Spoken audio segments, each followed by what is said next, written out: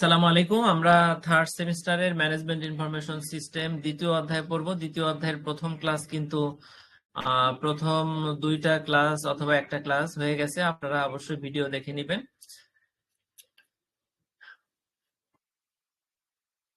আমরা দ্বিতীয় অধ্যায় পড়তেছি সফটওয়্যার এবং প্রোগ্রামিং। প্রথম অধ্যায় শেষ করছি আমরা আগে।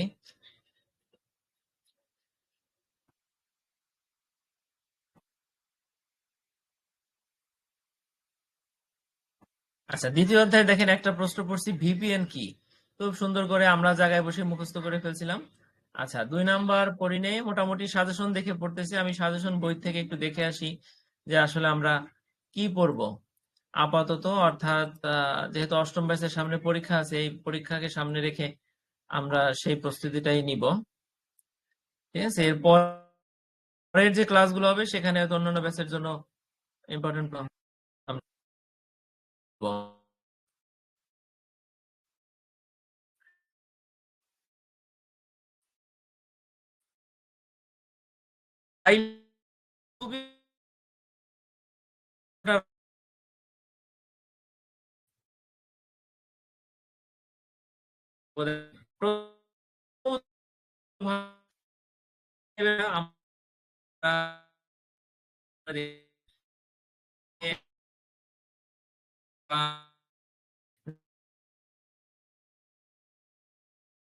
তো আর কি নকল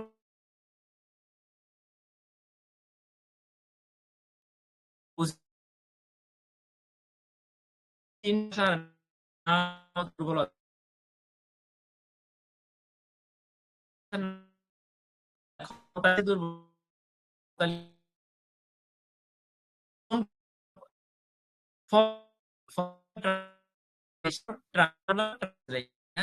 এটা আমরা পড়ছি গত ক্লাসে।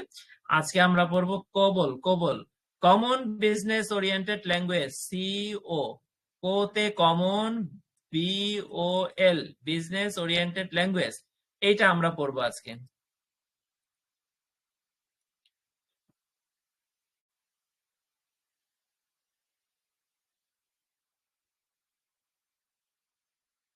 দেখেন, প্রথমটা যারা বুঝতে পারছেন তারা কিন্তু দ্বিতীয়টা তুলনা করে, মানে যেহেতু আমরা তিনটা আছে এখানে, তিনটার মধ্যে তুলনামূলক আলোচনা আমাদের করতে হবে। কেন করতে হবে? কারণ যখন তুলনামূলক আলোচনাটা আমরা করতে পারবো তখন এই ক্ষমতা, এটার ক্ষমতা কি, ওটার ক্ষমতা কি, এটার দুর্বলতা কি, ওটার দুর্বলতা কি, সহজে আমাদের মুখস্থ হবে।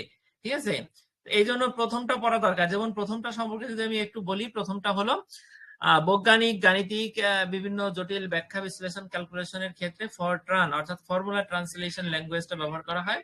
আর এখানে কোবল যেটা আছে, কমন বিজনেস ওরিয়েন্টেড ল্যাঙ্গুয়েজ, এখানে যেহেতু বিজনেস শব্দ আছে আপনারা বুঝতে পারতেছেন যে এখানে ব্যবসা বাণিজ্য, যে ইনভেন্টরি কন্ট্রোল বা বেতন ভাতা বা হাজিরা সহ ব্যবসা বাণিজ্য রিলেটেড যত হিসাব কিতাব বা এই ধরনের যত যোগ বিয়োগ আছে, ক্যালকুলেশন আছে, সবকিছু কোবল বা common business oriented language related যে ভাষা সেটা দিয়ে সেই জিনিসগুলো বানানো হয়। ঠিক আছে, তো আরেকটা হলো বেসিক। বেসিকটা হলো যারা কেবল ছোট বাচ্চা যারা প্রোগ্রামিং শিখতেছে তাদের জন্য। তো আমরা এইভাবে যদি তফাৎ করতে পারি তাহলে ক্ষমতা এবং দুর্বলতাটাও আমরা সহজে লিখতে পারবো। ঠিক আছে, তা না হলে আমাদের মনে থাকবে না। আচ্ছা, এবার দেখেন কোবলটা আমরা পড়া শুরু করি। Common business oriented language, bracket এটা লিখে দিবেন।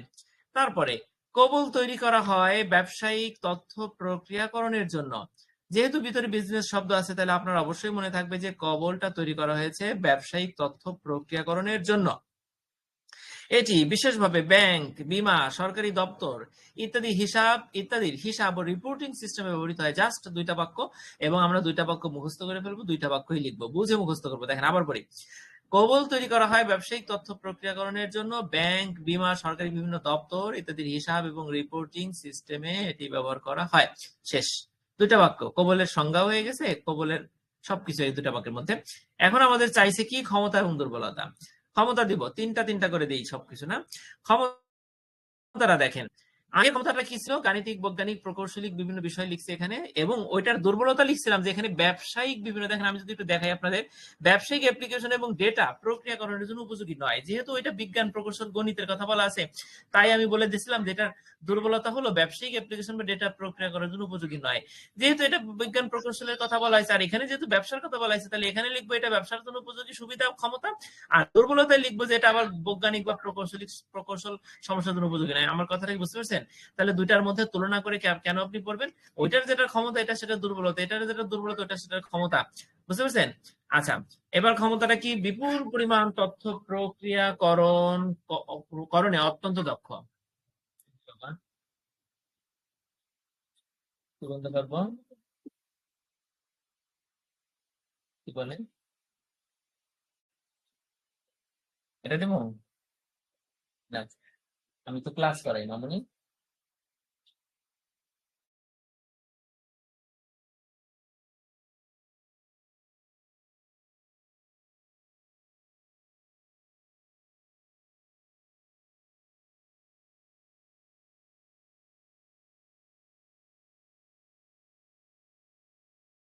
তাহলে ক্ষমতাটা আমরা প্রথমেই লিখবো কি? বিপুল পরিমাণ তথ্য প্রক্রিয়াকরণে অত্যন্ত দক্ষ।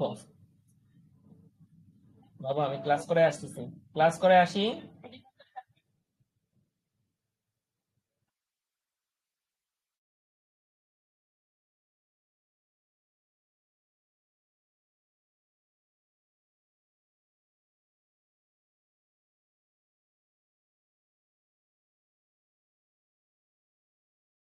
দেখেন মামুনি, তোমার কিন্তু বকা দেবে সবাই।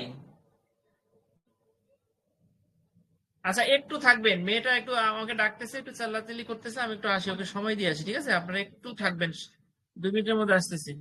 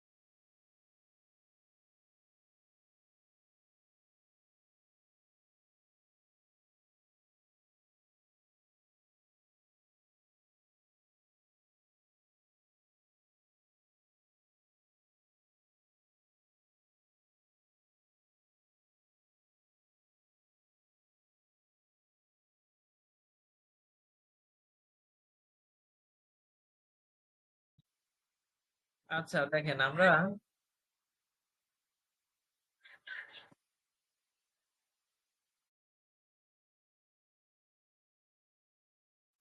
কোবলটা আবার পড়ি, দেখেন। কমন বিজনেস ওরিয়েন্টেড ল্যাঙ্গুয়েজ, এটার সংজ্ঞাটা কি? কোবল তৈরি করা হয় ব্যবসায়িক তথ্য প্রক্রিয়াকরণের জন্য, বিশেষভাবে ব্যাংক, বীমা, সরকারি দপ্তর ইত্যাদির হিসাব এবং রিপোর্টিং সিস্টেমে এটি ব্যবহৃত হয়। দুইটা কথা লিখবেন। লেখার পরে ক্ষমতায় যাব আমরা। প্রথমেই লিখব যেহেতু ব্যবসা, মানে আমি আপনাদেরকে মনে রাখার সুবিধার্থে বলতেছি, যেহেতু এটা ব্যবসা বাণিজ্যের কথা বলা হয়েছে, হিসাবের কথা বলা হয়েছে, তাই এখানে অনেক তথ্য আছে। সব তথ্য প্রক্রিয়াকরণের জন্য এটা অত্যন্ত দক্ষ, 1 নাম্বার। 2 নাম্বার হলো ব্যবসায়িক রিপোর্ট, বেতন তালিকা, ইনভেন্টরি কন্ট্রোল ইত্যাদি উপযোগী। বুঝতে পেরেছেন? তাহলে ব্যবসা রিলেটেড 3টা পরিভাষা আছে এখানে, কি কি? রিপোর্ট, বেতন তালিকা, ইনভেন্টরি কন্ট্রোল, ঠিক আছে? বা আপনার গোদাম নিয়ন্ত্রণ, যেটা ইনভেন্টরি কন্ট্রোল, এই বিষয়গুলো করার জন্য এই কোবলটা বেশি উপযোগী। 3 নম্বরে কি আছে? প্রোগ্রাম সহজবোধ্য এবং ইংরেজি বাক্যের মতো গঠিত। আমরা যদি প্রথমে দেখি যে এখানের ইয়াটা আপনার ফরওয়ার্ড রানে বলা আছে একটা যে কোড কাঠামো অনেক কঠোর, এবং আধুনিক প্রোগ্রামিং ধারণার সাথে সামঞ্জস্যতা কম। এটাই কোড কাঠামো কঠোর, এটা হলো দুর্বলতা। এর যেহেতু কঠোর, এটা হলো দুর্বলতা। আর এখানে ক্ষমতার মধ্যে আছে যে এটা হলো সহজবোধ্য এবং ইংরেজি বাক্যের মতো গঠিত। অর্থাৎ কোবলের যে ভাষা লেখার যে ফর্মুলা, সেটা হলো সহজবোধ্য। কোডিং, যেটাকে কোডিং বলা হয়, সেটা হলো সহজবোধ্য এবং ইংরেজি বাক্যের মতো গঠিত। বুঝতে পারছেন? এটা আপনি ক্ষমতার মধ্যে লিখবেন। এটা হলো ক্ষমতা, যেহেতু সহজবোধ্য, কাজেই যারা করে এটা তারা সহজে লিখতে পারে, বা ইংরেজি বাক্যের মতো অনেকটা সুবিধাজনক, এই জন্য কোবলটা এটা তার ক্ষমতায়, সুবিধাটা তার ক্ষমতা। তিনটা জিনিস, তাহলে কি কি লিখবেন এখানে? আমরা জায়গায় বসে মুখস্থ করে ফেলাই। বিপুল পরিমাণ তথ্য প্রক্রিয়াকরণে এটি দক্ষ। 2 নম্বর হলো ব্যবসায়িক রিপোর্ট, বেতন তালিকা, ইনভেন্টরি কন্ট্রোলের জন্য উপযোগী। 3 নম্বর হলো প্রোগ্রাম সহজবোধ্য এবং ইংরেজি বাক্যের মতো গঠিত। শেষ। এবার আমরা দুর্বলতায় আসি। দেখেন, দীর্ঘ এবং জটিল কোড লেখার প্রয়োজন হয়। এখানে প্রথমে বলা হয়েছে প্রোগ্রাম সহজবোধ্য ইংরেজি বাক্যের মতো গঠিত, কিন্তু পরে আপনি দুর্বলতায় গিয়ে লিখবেন দীর্ঘ এবং কোড লেখার প্রয়োজন হয়।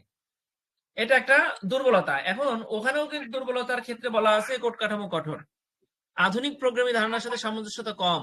ওখানে মূলত আপনি যদি কোড কাঠামো কঠোর এই কথাটা নাও লিখেন, আপনি আধুনিক প্রোগ্রামিং ধারণার সাথে সামঞ্জস্যতা কম এই কথাটা অবশ্যই লিখবেন।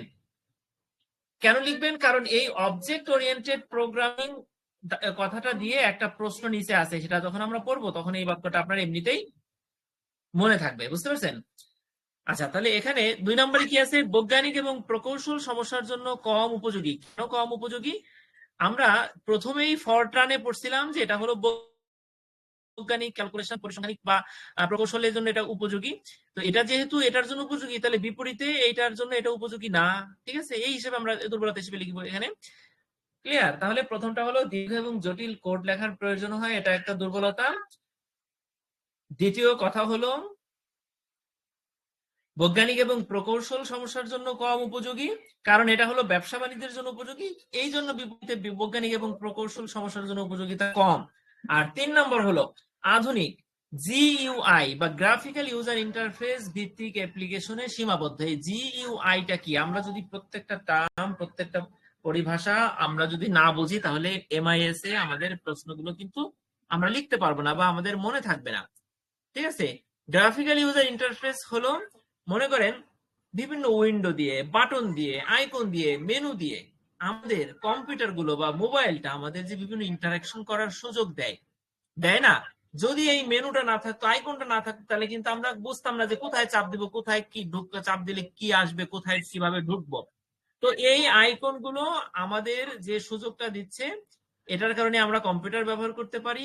আর এই আইকন বা যে উপরের স্ক্রিনে ভেসে আসা যে সুযোগগুলো, অপশনগুলো, সেটাই হলো গ্রাফিক্যাল ইউজার ইন্টারফেস বা জিইউআই বা গুই ভিত্তিক অ্যাপ্লিকেশন। ঠিক আছে? এখানে আপনার কমান্ড লাইন টাইপ না করে আপনি টাচ করলে কাজ করে। বুঝতে পারছেন? তাহলে আধুনিক গ্রাফিক্যাল ইউজার ইন্টারফেস ভিত্তিক অ্যাপ্লিকেশনের সীমাবদ্ধ, এটা একটা দুর্বলতা। কেন? কারণ শুধুমাত্র এই ধরনের অ্যাপ্লিকেশনেই কবলটা সীমাবদ্ধ। তাহলে অন্যান্য অনেক অ্যাপ্লিকেশন থাকতে পারে যেখানে গ্রাফিক্যাল ইউজার ইন্টারফেস নাই। এরকম যদি থাকে, তাহলে সেই জিনিসগুলোতে কবলটা নাই, অথবা সেখানে তার অবস্থান দুর্বল। বুঝতে পারছেন? তো মোটামুটি দুর্বলতা 3টা লিখবেন, বারবার পড়বেন, তাহলে এই জিনিসগুলো মনে থাকবে। ঠিক আছে? আচ্ছা, এবার আমরা 3 নম্বরে চলে যাচ্ছি। আশা করি 1 এবং 2 আপনাদের হয়েছে, আপনারা বুঝতে পারছেন। 3 নম্বরে কি আছে?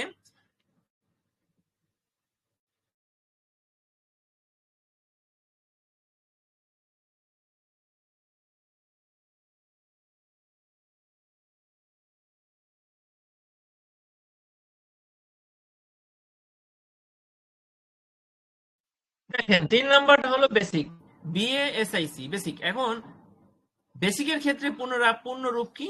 বিগিনার্স অ্যাপোস্ট্রফি দিয়ে এস, সুন্দরভাবে আমরা মনে রাখি, মুখস্থ করে ফেলাই। Beginners all purpose symbolic instruction code, B A S I C, beginners all purpose, B A এতে অল পারপোজ একসাথে, পি দিয়ে আবার লিখবেন না, all purpose symbolic, S I instruction, C code. তাহলে বেসিকের পূর্ণরূপটা কি আমরা জানতে পারলাম। এখন বেসিক হলো সহজ, শিক্ষণীয় এবং সাধারণ ব্যবহারের প্রোগ্রামিং ভাষা। বেসিক হলো সহজ, শিক্ষণীয় এবং সাধারণ ব্যবহারের প্রোগ্রামিং ভাষা, যা মূলত নবীন প্রোগ্রামারদের জন্য তৈরি করা হয়। নবীন যারা বাচ্চারা ছোট কেবল শুরু করলো তাদের জন্য তৈরি করা হয়। কত সালে? এখন ব্র্যাকেটে আমরা দেখেন প্রথম প্রশ্নটা যখন ফর্মুলা ট্রান্সলেশন ল্যাঙ্গুয়েজ যখন পড়ছিলাম তখন কিন্তু আমরা আইবিএম 1956 এটা কিন্তু ব্র্যাকেটে লিখছি। জাস্ট এখানে বিস্তারিত বিবরণে যাই নেই। এখানেও আমরা যদি ব্র্যাকেটে 1964 সালে জন কেমিনি এবং থমাস কার্স কর্তৃক উদ্ভাবিত এই কথাটা লিখে দেই, জাস্ট এই নামটা যেহেতু টেকনিক্যাল জিনিস আমাদের মনে থাকবে একবার দুবার পড়লে।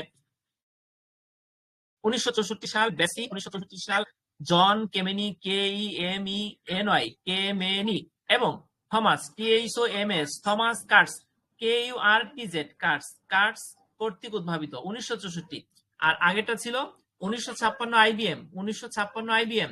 আচ্ছা, তাহলে মাঝে কোনো সালটাল নাই। 3 নম্বরে হলো বেসিকটা হলো, আবার পড়ি 1964 John Kemeny and Thomas Kurtz just bracket এতটুকু লিখে ওনাদের কর্তৃক উদ্ভাবিত এই কথাটা লিখলে স্যার মনে করবে যে না এ অনেক কিছু জানে, লিখছে, মোটামুটি ভালো মার্কস পাবেন।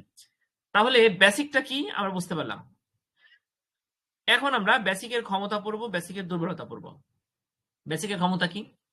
বেসিকটা সহজে শেখা যায়, প্রাথমিক স্তরে শিক্ষার্থীদের জন্য উপযোগী, সিম্পল কথা। 2 নম্বরে আছে ছোট আকারের প্রোগ্রাম এবং শিক্ষামূলক বা শিক্ষণমূলক উদ্দেশ্যে ব্যবহৃত আদর্শ। ছোট আকারের প্রোগ্রামের জন্য বা শিক্ষামূলক বিভিন্ন সফটওয়্যার, বিভিন্ন ছোট ছোট এগুলোর জন্য আদর্শ। 3 নম্বরে আছে অনেক প্ল্যাটফর্মে সহজে চালানো যায়। অনেক প্ল্যাটফর্মে সহজে চালানো যায়, বুঝতে পারছেন? আচ্ছা, মেয়েটা আমি বাইরে ছিলাম তো, আমি 4 দিন পরে বাসায় আসলাম। মেয়েটা বাইরে থাকলে বা বাসায় না থাকলে ও তখন মানে আমার পিছু ছাড়তে চায় না। আমি ক্লাস করাচ্ছি, ও বারবার আমাকে ডাকতেছে, কান্নাকাটি করতেছে আমার কাছে আসবে এই জন্য। তো যাই হোক, ওকেও সময় দিতে হবে, পাশাপাশি আপনাদেরও হয়তো ডিস্টার্ব হচ্ছে, ও কান্নার আওয়াজ আসতেছে। আচ্ছা মামুনি, আমি আসতেছি, তুমি ডিস্টার্ব করো না বাবা। দেখেন এখানে তাহলে আমরা ক্ষমতা, বেসিকের 3টা ক্ষমতা একটু আপনাদের মুখস্থ করাই। একটা হলো শেখা সহজ, প্রাথমিক স্তরে শিক্ষার্থীদের জন্য উপযোগী, ছোট আকারের প্রোগ্রাম এবং প্ল্যাটফর্মে ব্যবহার উপযোগী, ছোট আকারের প্রোগ্রাম বা শিক্ষামূলক উদ্দেশ্যে ব্যবহার উপযোগী। 3 নম্বর হলো অনেক প্ল্যাটফর্মে ব্যবহার করা যায়, বিশেষ করে মাইক্রো কম্পিউটারে। ক্লিয়ার? তাহলে আমরা 3টা ক্ষমতা কিন্তু পেয়ে গেলাম। আমি জায়গায় বসে মুখস্থ করে ফেলছি, আপনারাও। মাইক্রো কম্পিউটার কি? এটা মাইক্রো মানে কি? ছোট। তাহলে এখানে ছোট স্বতন্ত্র কম্পিউটার বা একক প্রসেসর ব্যবহার করা, এরকম ধরনের মানে একজন ব্যবহারকারীর জন্য ছোট আকারের একটা কম্পিউটার, ঠিক আছে?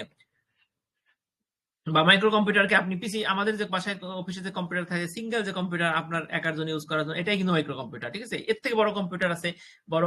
তো মোটামুটি এটা হলো মাইক্রো কম্পিউটার। আচ্ছা, এখন দুর্বলতাটা কি দেখেন। বড় আকারের সফটওয়্যার বা জটিল প্রজেক্টে ব্যবহার কঠিন। এই বেসিকটাকে আপনি আবার দিয়ে যে পদ্মা সেতু বানানোর জন্য ব্যবহার করতে পারবেন না, ঠিক আছে? বড় কোনো প্রজেক্ট, বড় কোনো কাজের জন্য ব্যবহার করতে পারবেন না, বড় কোনো অফিসে ব্যবহার করতে পারবেন না, বড় অনেক তথ্য যেখানে সেখানে কিন্তু এটা চলবে না।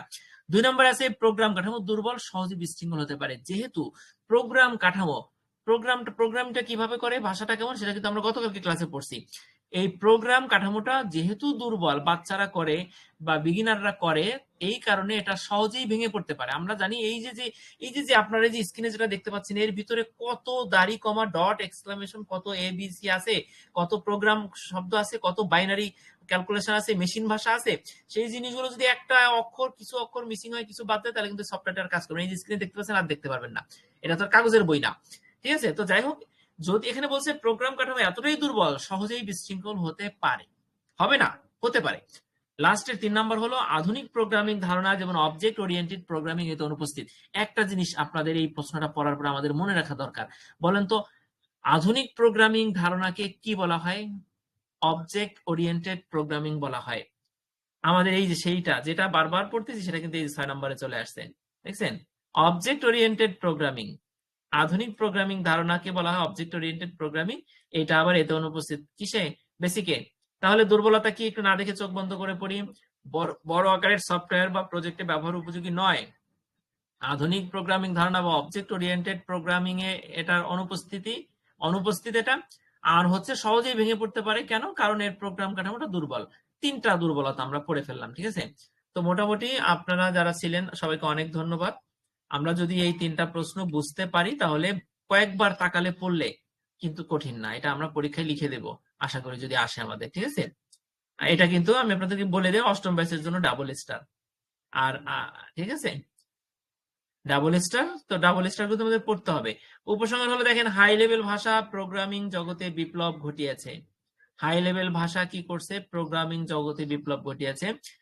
এখন প্রোগ্রামিং কি, হাই লেভেল কি, এই দুটা জিনিস সংজ্ঞা, হাই লেভেল ভাষা আর প্রোগ্রামিং, এই দুটো জিনিস যদি আপনি না জানেন, আপনি বিপ্লব ঘটছে এটা বুঝতে পারতেছেন, কিন্তু এই দুটো জিনিস বোঝেন নাই, তাহলে মুখস্থ হবে না। এই জন্য এখানে প্রত্যেকটা শব্দ টার্ম, সামনে আরো কঠিন জিনিস আছে, কঠিন কিন্তু খুব সহজ যদি বুঝতে পারেন। এই যে যেমন প্রশ্নটা অবজেক্ট ওরিয়েন্টেড প্রোগ্রামিং, এটা এই দেখেন ভেহিকল, কার, বাইক, হ্যাঁ, এইগুলো কিন্তু ভিতরে কেন ভেহিকল, কার, বাইক বলা হয়েছে এগুলো কিন্তু বুঝতে হবে আপনার। এগুলো কিন্তু মজা, খুব মজা। হ্যাঁ, কিছু কিছু জিনিস জাভা, পাইথন, সুইফট, কটলিন এগুলো যদি আপনি ব্যবহার করে না থাকেন, আপনি না জানেন, কিন্তু আপনি মোটামুটি একটু ধারণা নিয়ে তো পড়তে পারবেন, ঠিক না? তো এইভাবে আর কি আমাদের একটু স্টাডি করতে হবে। হাই লেভেল ভাষা কি করছে দেখেন, প্রোগ্রামারদের চিন্তা প্রকাশকে সহজ করছে, উৎপাদনশীলতা বাড়াইছে, মানে বিভিন্ন সফটওয়্যার ওয়েবসাইট তৈরি করতেছে তারা, হ্যাঁ, ফলে তাদের উৎপাদনশীলতা বাড়ছে। আর তাদের যে চিন্তা এইভাবে করব এইভাবে করব, হ্যাঁ, এইটা চিন্তাকে সহজ করছে।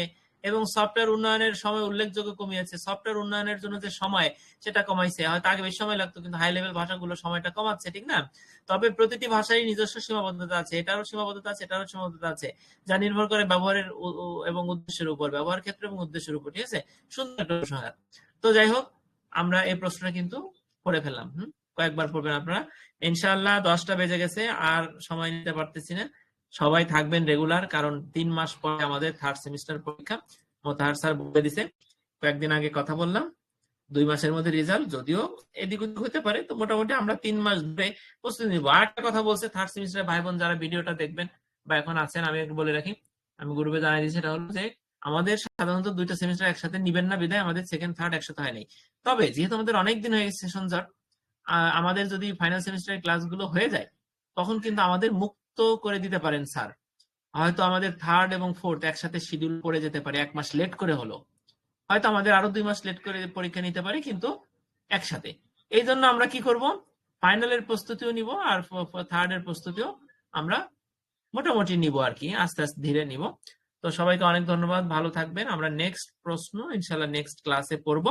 সবাই একটু যথাসময়ে থাকার চেষ্টা করবেন, ঠিক আছে? আসসালামু আলাইকুম ভাই বোনরা, ভালো থাকবেন।